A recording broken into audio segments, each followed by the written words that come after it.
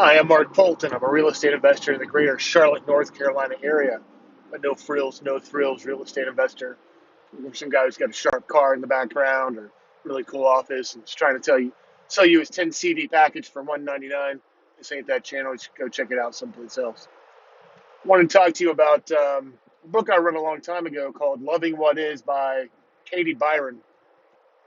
Really helped me out when I was going through a tough time in life, and um, really made me kind of reevaluate the way I looked at life, and how I reacted to it. I guess, for lack of a better term.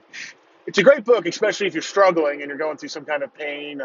For me, it was going through a divorce, and at that time, I was open to new ideas. Prior to that, I was a 20-something punk. Made well over $100,000 a year, nice car, huge house. My wife at the time probably made 80, 90,000. Some years more, some years less. Just thought I knew the way the world worked, and I knew what was right, and I was certain that I was going to create this successful future, and that just didn't happen. And what I've learned, well, let me add some more to it. Throughout my life, I've always had to do things the hard way. Everyone told me I had a bad attitude. I guess you could say I was an entitled child. And I thought that the world owed me something. I never quite fit into the world. Um, Teased incessantly throughout high school, or well, junior high. And through high school. Even when I was in the army, I just, you know, didn't see the world like everybody else, and I didn't understand why I didn't see the world like everybody else. Didn't process information that way. It was always a struggle to try to fight that. And what I learned through Katie Byron's book is that, hey, you can fight reality, but you're going to lose only 100% of the time. There's certain things in life that's just the way it is, and you got to accept that, and you need to love it, right? At the time, my wife left me, and I needed to be okay with that. She no longer wanted to be in this marriage, even though I did. Uh, you know, don't want to be in this marriage. I wouldn't want to be in that marriage now, but just throughout my life, I was just fighting reality. I fought school, uh, hated school, hated my teachers and everything. And rather than just accepting that this is the way it was, I fought it, and it made me miserable. And once I just started accepting that, this is the way life is, that if I was supposed to be someplace else, I would be someplace else. But this is the place where I'm supposed to be because this is where I'm at. And I needed to be okay with that, and I need to love, the things that happen to me, the good things, the bad things, and everything like that. And what the book helped me do was find inner peace. And I can tell you that inner peace is not overrated. I have family members and I have friends who, you know, their inner peace is non-existent. And I try to tell them, hey, check out this book. I think I even bought one for somebody, and I doubt they ever read it.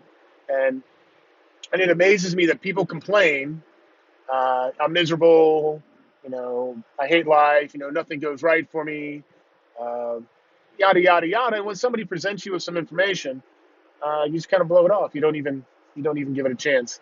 Sorry about the sun glare. So Katie Byron's story is pretty unique. Um, I don't want to go into the whole thing right now. The book is short. The book is cheap. And it's very powerful. She also has a a process system to get through, whatever it is in your life. And she's got facilitators all over the country, actually all over the world. I remember talking to on Skype people in, I think, Belgium and Sweden and stuff like that. 11 o'clock at night. About my problems and the things that were causing me pain, and they just help you work through it. And all of it was free, and I don't know if it is anymore. I mean, this is 10 years ago. It probably is, but just a fantastic system. So, in conclusion, we can fight reality, uh, or we can accept reality and love it. Right? Uh, we can fight the fact that our parents did a very poor job of raising us. That they didn't teach us how to be successful. They didn't teach us how to make money. Uh, you know, they didn't teach us how to be high performance people. Uh, they probably didn't teach us much at all. Uh, And we could sit there and blame our parents for not being there. My father wasn't there a whole lot. My mom coddled me, and I could blame other people, or I can accept, hey, this is the way life is. This is the way reality was. Um, However, put it past us. Come to terms with it, get some inner peace, and then go forward and create the life that you want. But you're not going to be able to go forward and create the life that you want until you accept the life that you had, and you need to love it. Uh, if you look back at your life and you harbor nothing but ill will and anger, I mean, I could hate my ex-wife. She did some pretty terrible things to me, in my opinion. Accused me of some really horrendous things that turned out weren't true, and she did it out of spite. And I can be bitter about it. Frankly, I don't really care anymore. So, one day I'll be able to close that chapter for good and never have to deal with it again. But I hated my father growing up. So much so that I even took a razor blade and carved in my arm. I hate Dad. And you can say, hey, that's sociopathic behavior. It probably was. But, that's how much I hated my father. Uh, it just turns out that I was hating reality. I really didn't hate my father. And, once I got over that and I forgave him and I forgave myself and everything, I was able to find that inner peace. And then with that inner peace, I was able to go forward and, you know, create success. Anyways, I hope you go out there and live the "you won't stop me" lifestyle, because I can tell you this: you will not stop me. On our way to actually our very first home. Got to finish that up and get it rented out here pretty soon. And I hope you find success.